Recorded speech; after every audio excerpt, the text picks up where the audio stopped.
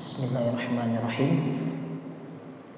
Assalamualaikum warahmatullahi wabarakatuh. Alhamdulillah, alhamdulillah, alhamdulillahilladzi an'amana bi ni'matil iman. Walhamdulillahilladzi arsala rasulahu bil huda wa dinil haqq liyudhhirahu 'alad dini kullih. Walau karihal kafirun, walau karihal musyrikun, walau karihal munafiqun. Asyhadu an la ilaha illallah wa asyhadu anna sayyidana Muhammadan 'abduhu wa rasuluhu alladzi la nabiyya ba'dah. Amma ba'd.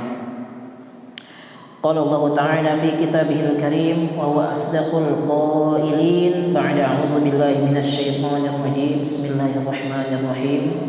Wa qul jaa'al haqqu wa zahaqal batil innal batila kana zahuqa. Al-ayah. Sadaqallahul azim wa sadaqa rasuluhul karim wa nahnu ala dzalika minasy syahidin wasyakirin. Amin ya rabbal alamin. Hadirin ahibati fillah, a'azzani Allah wa iyyakum ala ta'atih.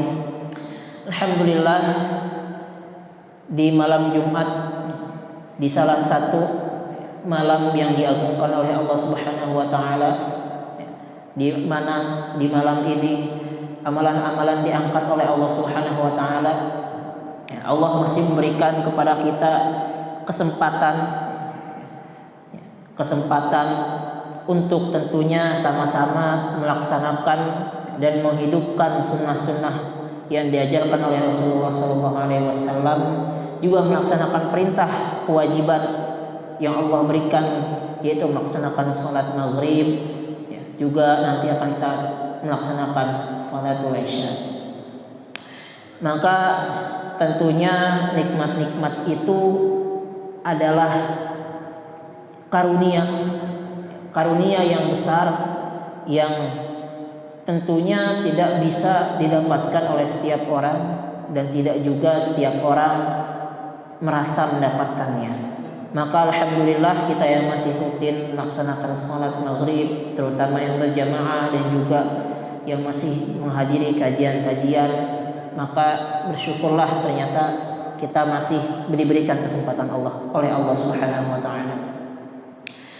Maka rasa syukur kita tentunya adalah dengan meningkatkan amalan-amalan solih kita, meningkatkan amalan-amalan baik, sehingga Allah Subhanahu wa taala meridhoi kita, sehingga Allah Subhanahu wa taala memberikan rahmatnya kepada kita.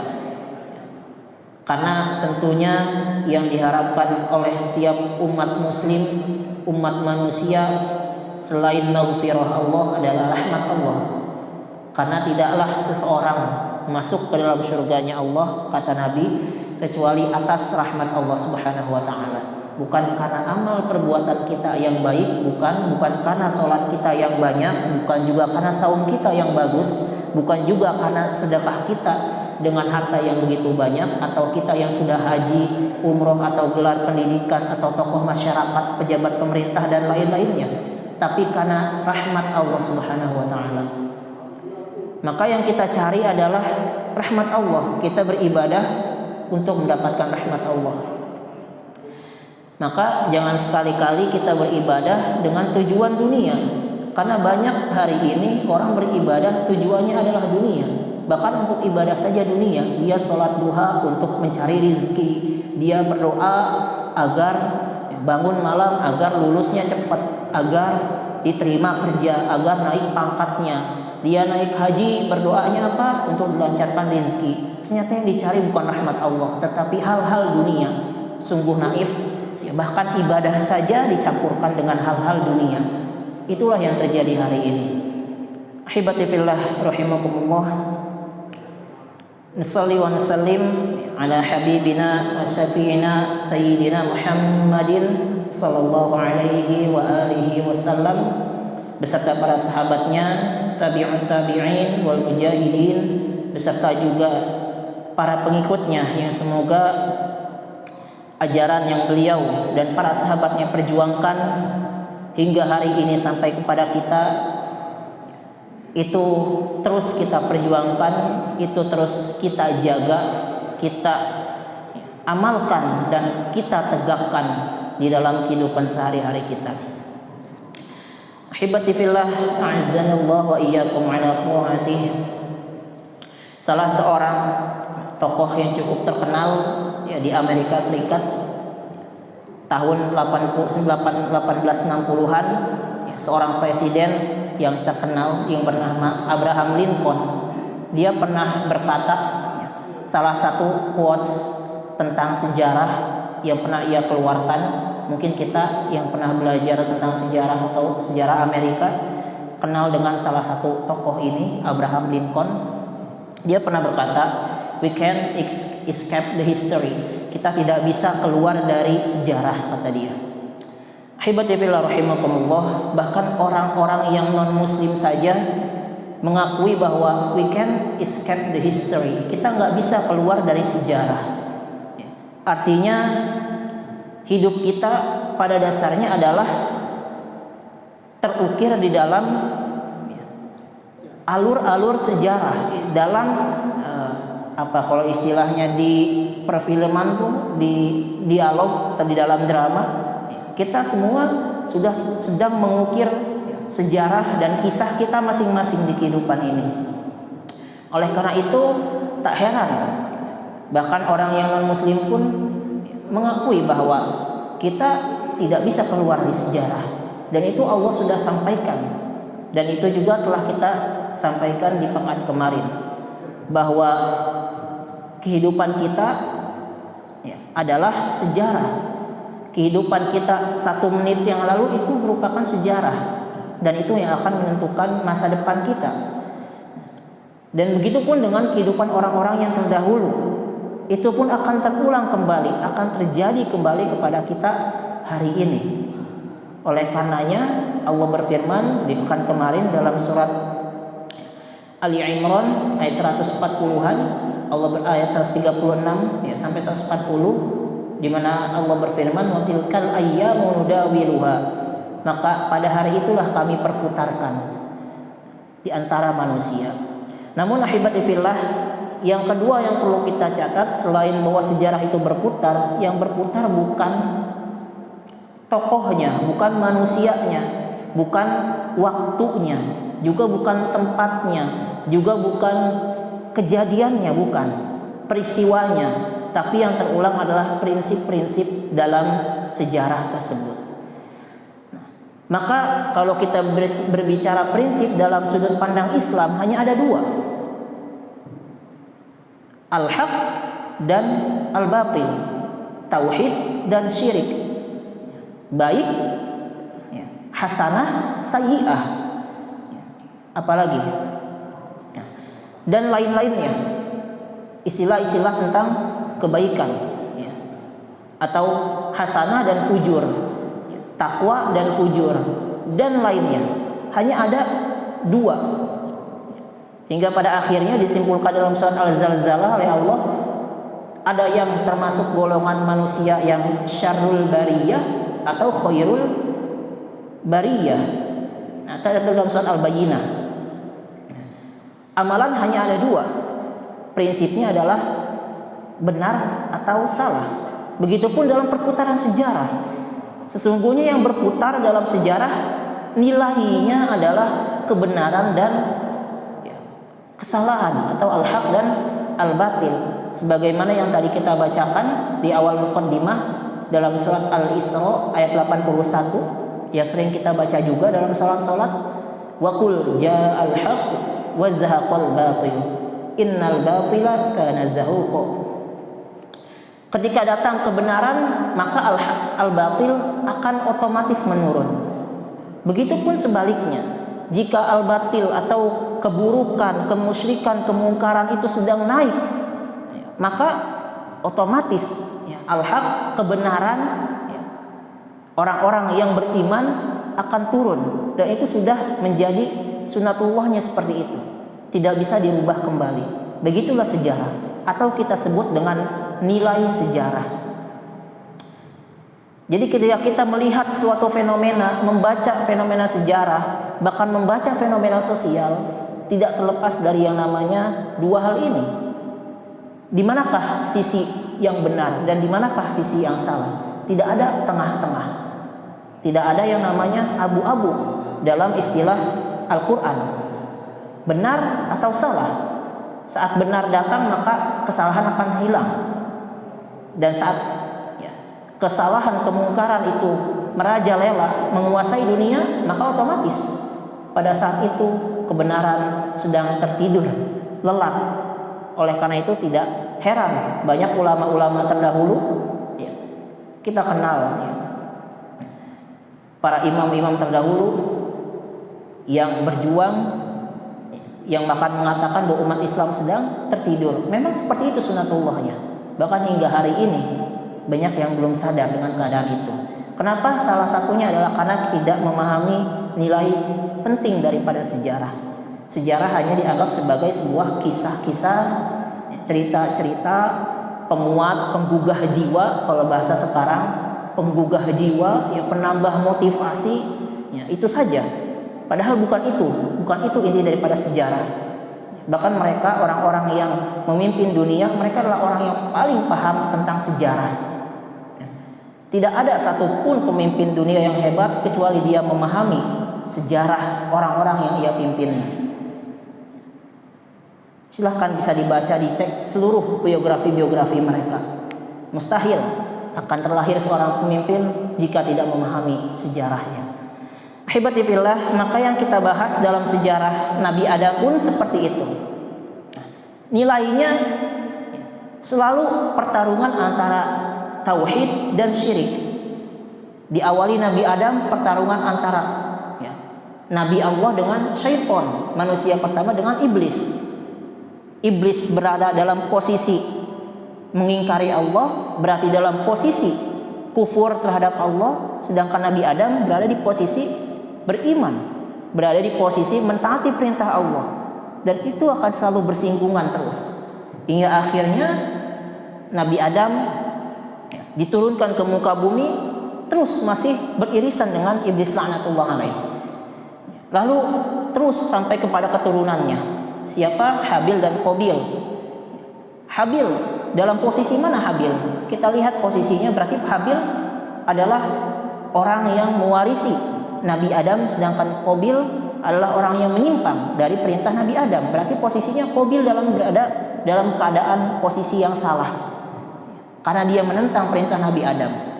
Selanjutnya pun seperti itu. Nabi Syith berhadapan dengan kaumnya Qabil. Nabi Syith berada dalam naungan wahyu Allah, suhuf Allah yang diturunkan kepada Nabi Syith. Ya unzila 'ala Syith 50 sahifatan. Diturunkan kepada Syith 50 sahifah yang menunjukkan bahwa Nabi Syith adalah Nabiullah yang diutus oleh Allah untuk menggantikan Adam alaihissalam. Siapa yang bergesekan dengan Nabi Syith? Ya kaumnya Qabil. Kita lihat tadi nilai sejarah, hanya ada kebenaran dan kebatilan, tidak ada di tengah-tengah. Jadi nggak ada tuh yang namanya netral, nggak ada. Dalam prinsip Al-Quran tidak ada yang namanya netral, hanya ada benar dan salah. Tidak ada yang namanya amal yang sia-sia, tidak ada. Faman ya'mal mithqala dzarratin khairan yarah, faman ya'mal mithqala dzarratin syarran yarah. Hanya ada amal yang baik dan amal yang buruk. Dan amal yang baik dibalas dengan kebaikan, amal yang buruk dibalas dengan keburukan. Hanya itu saja, tidak ada di tengah-tengah. Dalam Islam tidak ada yang namanya pertengahan. Oleh karenanya orang yang mencampurkan antara kebenaran dan kebatilan, orang yang coba mencampurkan antara kebaikan dan keburukan, itu termasuk dalam kategori buruk. Maka kata Allah ulaika, kata Allah dia adalah fid darkil asfali minan nar. Mereka adalah orang-orang yang akan Allah jerumuskan ke dalam neraka yang paling dalam. Itu dia prinsip dalam sejarah, dan itu akan terulang di setiap masanya, akan terulang pada diri kita.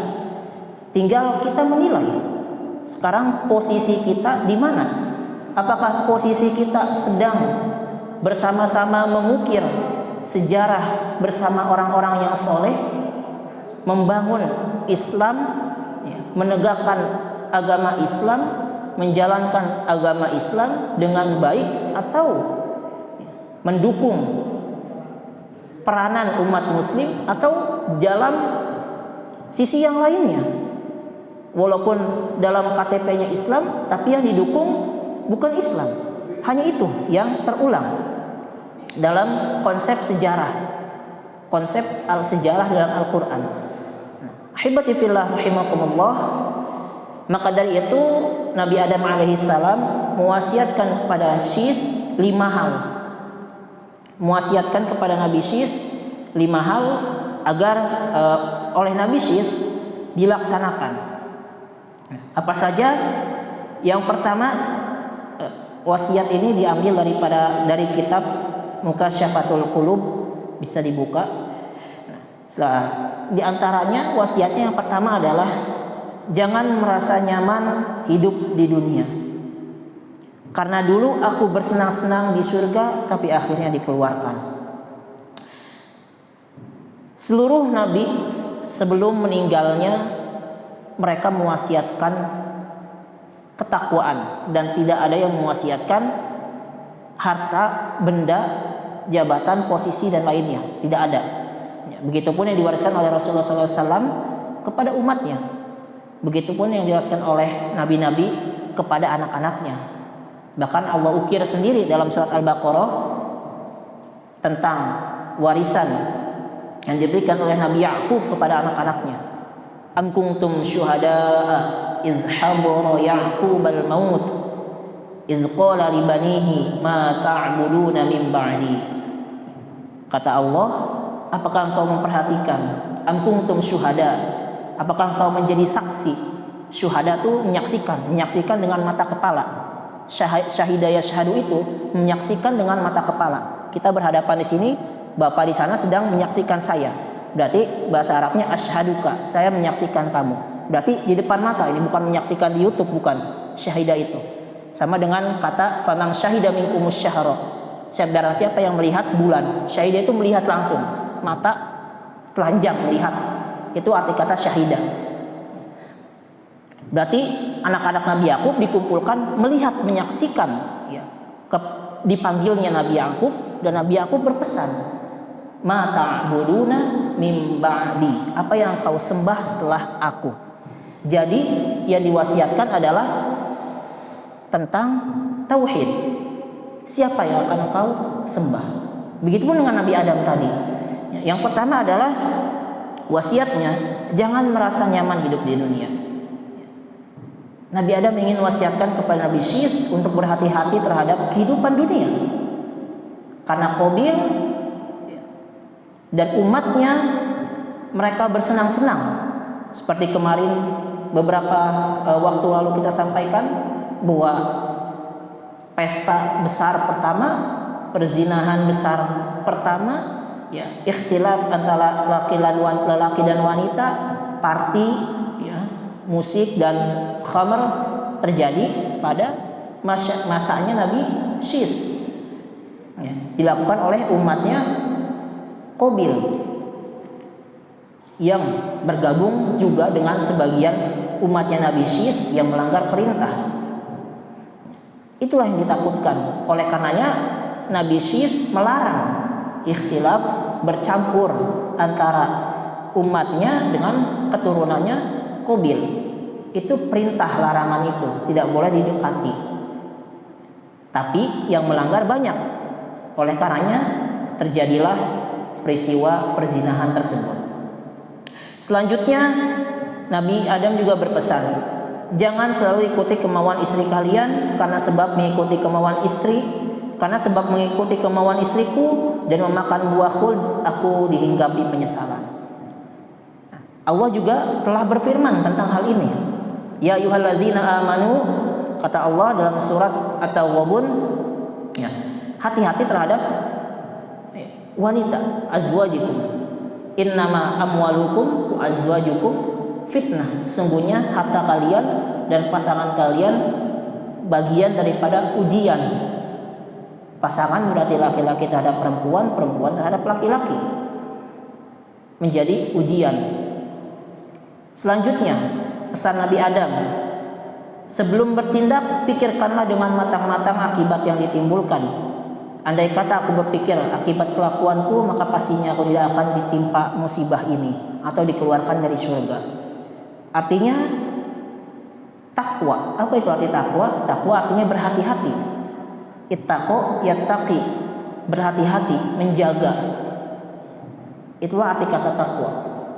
Berhati-hati dan selalu berihtisab, menghitung-hitung setiap langkah dan perbuatan. Itulah yang diajarkan Nabi Adam kepada Nabi Syith. Jangan bertindak atas hawa nafsu ya, tanpa ada dasar-dasar keilmuannya, tanpa ada dasar-dasar perintah dari Allah, yang akhirnya terjebak dalam perbuatan-perbuatan maksiat yang melanggar perintah Allah Subhanahu wa taala. Selanjutnya, ketika hati kalian amat cinta pada sesuatu, maka jauhilah. Karena ketika aku memakan buah khuld, hatiku maksa makannya. Aku tidak mengabaikannya dan menyesal. Penyesalan Nabi Adam selanjutnya adalah karena mengikuti keinginannya, lebih mencintai sesuatu daripada perintah Allah. Padahal Allah sudah jelaskan dalam surat At-Taubah, jika ada yang dicintai lebih daripada Allah dan Rasul, maka siap-siap tunggu azab dari Allah. Yang terakhir, bermusyawarahlah karena menentukan suatu perkara. Yang terakhir, bermusyawarah ketika menghadapi suatu masalah dan menentukan perkara suatu masalah. Bukan atas keinginan pribadi, bukan atas dasar ego masing-masing, tapi berdasarkan keputusan bersama, hasil daripada kesepakatan bersama, yang akhirnya tidak dilakukan oleh Nabi Adam, sehingga Nabi Adam dikeluarkan dari surganya Allah Subhanahu wa taala. Ahibati fillah rahimakumullah, itulah 5 pesan, 5 wasiat Nabi Adam alaihissalam kepada Nabi Syith. Semoga bisa menjadi pelajaran bagi kita 5 wasiat tersebut, bisa dibaca kembali di kitab Mukasyafatul Qulub. Mari sama-sama kita akhiri pertemuan kita.